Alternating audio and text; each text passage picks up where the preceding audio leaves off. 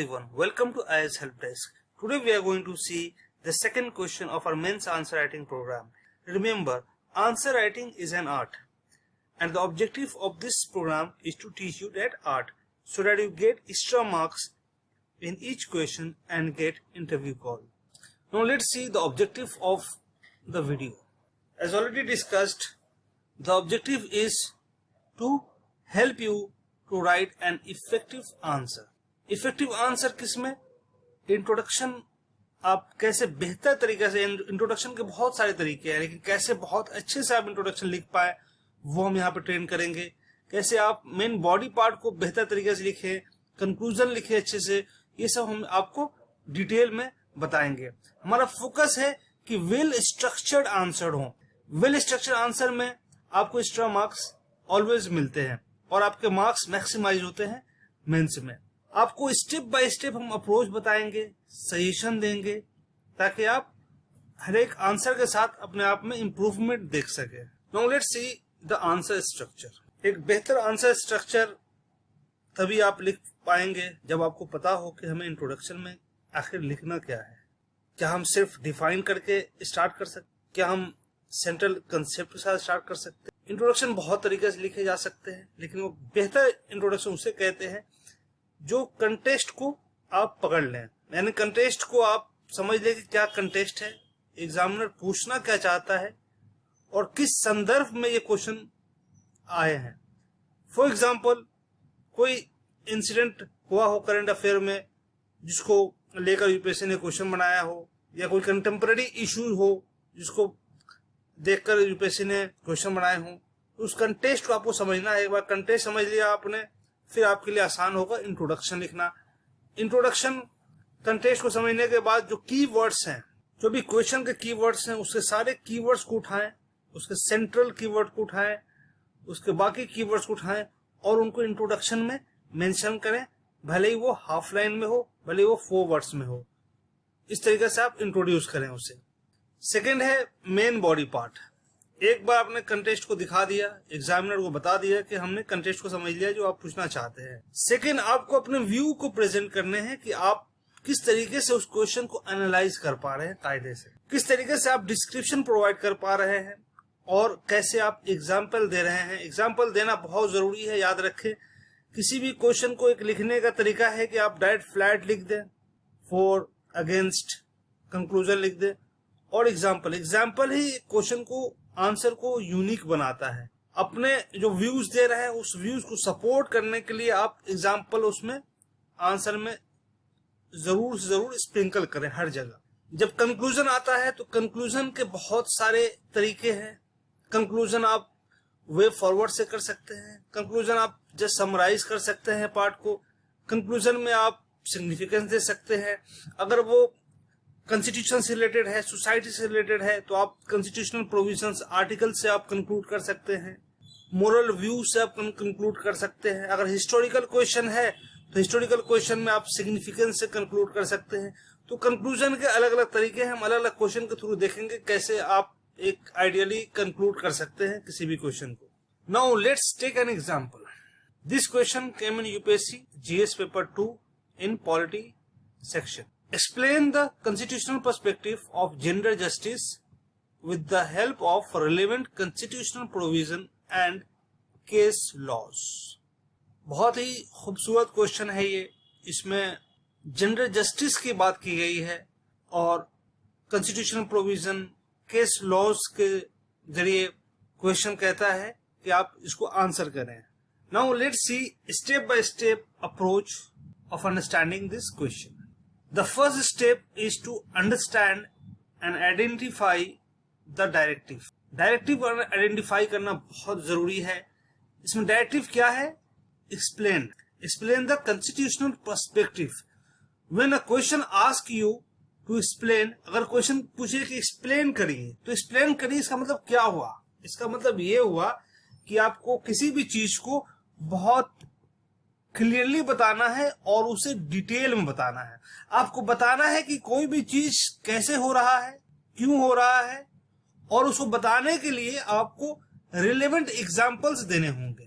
मतलब हवा में अब आपको बताना नहीं पड़ेगा व्हाई एंड हाउ, कैसे और क्यों नहीं बताना होगा. आपको साथ में एग्जाम्पल भी देने होंगे, अपनी बातों को एग्जाम्पल से सपोर्ट करना पड़ेगा।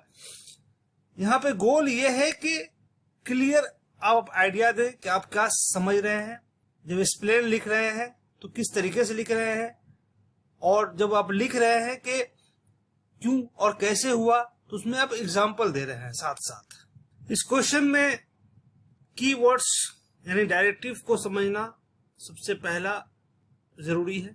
दूसरा जरूरी है कि की कंपोनेंट्स को समझना, यानी कि जो क्वेश्चन में कीवर्ड्स को यूज किए गए हैं उनको समझना जरूरी है। कीवर्ड्स क्या क्या है? कॉन्स्टिट्यूशनल पर्सपेक्टिव, क्वेश्चन में है ना कि एक्सप्लेन द कॉन्स्टिट्यूशनल पर्सपेक्टिव, तो ये एक कीवर्ड हो गया। जेंडर जस्टिस ये दूसरा कीवर्ड हो गया। कॉन्स्टिट्यूशनल प्रोविजंस ये तीसरा कीवर्ड हो गया, और कॉन्स्टिट्यूशनल लॉस ये चौथा कीवर्ड हो गया। यानी ये चारों कीवर्ड्स आपके आंसर में हर जगह रिवॉल्व करेंगे, हर जगह ये रोटेट करेंगे। आपके क्वेश्चन में, आपके इंट्रोडक्शन में, आपके बॉडी पार्ट में, आपके कंक्लूजन में ये चारों एक सेंट्रल आइडिया बन के काम करेंगे एक साथ। Now let's see the step by step approach of brainstorming. Brainstorming में हम देखते हैं कि किस तरीके से हम इंट्रोडक्शन, मेन बॉडी और कंक्लूजन को लिखेंगे क्वेश्चन के अकॉर्डिंग। इस क्वेश्चन के अकॉर्डिंग आपको सबसे पहले जेंडर जस्टिस को डिफाइन करना है कि जेंडर जस्टिस होता क्या है। क्योंकि ये 10 मार्क्स का क्वेश्चन है तो आपको बहुत ब्रीफली आपको डिफाइन करने हैं, बहुत 3 से 4 लाइन नहीं लेने हैं। आपको 1 से 1.5 लाइन में आपको एक्सप्लेन कर देना है कि जेंडर जस्टिस होता क्या है, और फिर तुरंत बाद आपको इंपॉर्टेंस बताना है कि importance of constitutional provision in ensuring the gender justice, यानी कि जेंडर जस्टिस को इंश्योर करने के लिए कॉन्स्टिट्यूशनल प्रोविजन का क्या इंपॉर्टेंस है। ये टोटल आप 1 से 2 लाइन में मेंशन करें इंट्रोडक्शन में। नेक्स्ट आपको क्या करना है कि मेन बॉडी पार्ट में सबसे पहले जो कॉन्स्टिट्यूशनल प्रोविजन है जेंडर जस्टिस को लेकर उसको आप एक्सप्लेन करिए। फिर उसके बाद आप रिलेवेंट केस लॉस, यानी कुछ भी केस लॉ जो इंटरप्रेट किए गए हैं कोर्ट के जरिए, चाहे सुप्रीम कोर्ट हो चाहे हाई कोर्ट हो, उसको आप यहाँ पे लिखें, और बाद में आप उनका इम्पैक्ट एनालाइज करें जेंडर जस्टिस के लिए और जेंडर जस्टिस के ऊपर में इंडिया में। अब हम देखते हैं कि इंट्रोडक्शन तो हमने देखा कि उसमें क्या लिखना है और कैसे लिखना है। अब देखेंगे एग्जैक्टली इंट्रोडक्शन में किस तरीके से आप स्टार्ट कर सकते हैं। आइडियल आपको इंट्रोडक्शन हम बताते हैं जिसके जरिए आप स्टार्ट कर सकते हैं। Gender justice refers to the equal treatment of individual regardless of their gender, ensuring their opportunities and protection under the law. यहाँ पे जेंडर जस्टिस को डिफाइन कर दिया गया। Next, the Indian constitution as the supreme law of the land enshrines various provisions to promote and protect gender justice, reflecting the national commitment to equality। यहाँ पे आप importance बताया कॉन्स्टिट्यूशन प्रोविजन का gender justice के लिए। आपने एक बार introduce कर दिया, फिर मेन बॉडी पार्ट में आप लिखेंगे। क्वेश्चन ने कहा है कि कॉन्स्टिट्यूशनल प्रोविजन आपको बताने हैं और केस लॉ बताने हैं। ये बहुत इंपॉर्टेंट है, 2 लाइन यही बॉडी पार्ट में आएगा आपका, constitution provision and case law. Example देखते हैं। सबसे पहले कॉन्स्टिट्यूशन प्रोविजंस आप लिखेंगे। Article 14 equality before law. Article 14 guarantees the equality before law and equal protection of law to all individual, laying the foundation for gender justice. यहाँ पे gender justice का foundation डाला गया है आर्टिकल 14 में। आर्टिकल 15 क्या कहता है? Prohibition of discrimination. Article 15 explicitly prohibit the discrimination on the ground of religion, race, caste, sex or place of birth. Clause 3 of Article 15 allows the state to make special provision for women, children, recognizing the need for affirmative action. Article 16 क्या कहता है? Article 16 कहता है equality of opportunity, यानी कि public employment में, job में equal opportunity मिलना चाहिए, चाहे वो मेल हो चाहे फीमेल हो। यहाँ पर भी फीमेल की इक्वल जस्टिस की बात की गई है। आर्टिकल 21 में right to life and personal liberty में भी इंटरप्रेट किया है कोर्ट ने।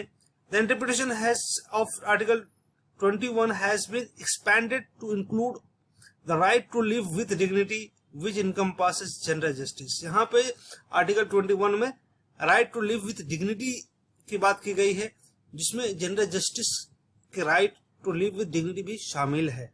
ये थी फंडामेंटल के राइट की बात। डायरेक्टिव प्रिंसिपल में हम देखते हैं कि आर्टिकल 39A एंड आर्टिकल 42 में भी जेंडर जस्टिस की बात की गई है। This article direct the state to ensure men and women to have right to have adequate means of livelihood, and there are provision for just human and of work and maternity relief। तो directive principle of state policy में भी gender justice की बात की गई है। ये सारे आपको मेंशन करने हैं बॉडी पार्ट में। चूंकि क्वेश्चन में रिलेवेंट लॉ की बात की गई है कि कॉन्स्टिट्यूशनल प्रोविजन और साथ में आपको रिलेवेंट लॉ दिखाने हैं, तो रिलेवेंट लॉ की भी आपको बात करनी पड़ेगी। रिलेवेंट लॉ में सबसे इंपॉर्टेंट, सबसे अहम है Vishakha versus state of Rajasthan 1997। ये एक लैंडमार्क जजमेंट था जिसमें गाइडलाइंस बनाया गया था ताकि सेक्सुअल हैरेसमेंट जो वर्क प्लेस में है उसको खत्म किया जाए, यानी कि जेंडर प्रोटेक्शन को आर्टिकल 14, 15, 21 के तहत उनको प्रोटेक्शन मिले, इसलिए ये जजमेंट लाया गया था। जेंडर जस्टिस में सिर्फ वुमेन की राइट नहीं है, इसमें ट्रांसजेंडर की राइट की भी बात की गई है। NALSA versus union of India 2014 में सुप्रीम कोर्ट ने जजमेंट दिया था कि जेंडर जो पर्सन होते हैं उनका भी राइट टू इक्वालिटी है और उनके साथ डिस्क्रिमिनेशन नहीं किया जा सकता। आर्टिकल 14 और 15 यहाँ पे स्टैंड किया गया। 2018 में नवतेज सिंह जौहर वर्सेस यूनियन ऑफ इंडिया में सुप्रीम कोर्ट ने डिक्रिमिनलाइज किया है कंसेंसुअल होमोसेक्सुअल एक्ट। इसके अलावा और भी हम बहुत सारे केस लॉज देख सकते हैं, जिस तरीके से एयर इंडिया वर्सेस नरगेश मिर्जा 1981 का केस है ये, जिसमें सुप्रीम कोर्ट ने डिस्क्रिमिनेटरी सर्विस कंडीशन को स्ट्रक डाउन किया था एयर इंडिया का, जिसमें वुमेन के लिए अलग कंडीशन लगाए गए थे। वुमेन जो एयर हॉस्टेस है उनके लिए अलग कंडीशन लगाए गए थे वर्क करने के लिए, उसको इन्होंने स्ट्रक डाउन किया। Geeta Hariharan versus Reserve Bank of India 1991 में द कोर्ट ने इंटरप्रेट किया था कि गार्जियन सिर्फ फादर नहीं, मदर भी नेचुरल गार्जियन बन सकती है। मधु किशोर वर्सेस स्टेट ऑफ बिहार 1996 में सुप्रीम कोर्ट ने ये जजमेंट दिया था कि जो इनहेरिटेंस लॉ है उसमें जो डिस्क्रिमिनेशन है उसको आइडेंटिफाई किया था और ये कहा था कि जितने भी लॉज हैं वो जेंडर जस्टिस और जेंडर इक्वालिटी के हिसाब से रहना चाहिए, इन कन्फर्मिटी विद जेंडर जस्टिस रहना चाहिए। इसी तरीके से हम देखते हैं कि Joseph shine versus union of India में सुप्रीम कोर्ट ऑफ इंडिया ने एडल्ट्री को डिक्रिमिनलाइज किया और ये कहा कि ये डिस्क्रिमिनेटरी है वीमेन के अगेंस्ट आर्टिकल 14 और 15 और 21 के तहत। तो इस तरीके से हम कॉन्स्टिट्यूशनल प्रोविजन और केस लॉ को यहाँ पे लिखेंगे एग्जाम्पल के तहत, और साथ में शॉर्ट में इम्पैक्ट भी दिखा देंगे कि ये जो इंटरप्रिटेशन है वो कितना अहम है। साथ में उनका इफेक्टिव इम्प्लीमेंटेशन भी बहुत जरूरी है, क्योंकि इम्प्लीमेंटेशन ग्राउंड लेवल पे नहीं होगा तो उन जजमेंट का कोई मतलब नहीं रह जाएगा। यहाँ पे इस क्वेश्चन के अकॉर्डिंग हम कंक्लूजन में फॉरवर्ड लुकिंग कंक्लूजन देंगे, यानी वे फॉरवर्ड की तरह कंक्लूजन देंगे कि और फ्यूचर में हम क्या कर सकते हैं। उसको इस तरीके से आप लिख सकते हैं आइडियली, इसके लिखने में बहुत सारे तरीके हैं लेकिन आइडियली आप ऐसे लिख सकते हैं। In conclusion, the Indian Constitution provides robust framework for achieving gender justice through its various provisions and the progressive interpretation of these provisions by judiciary.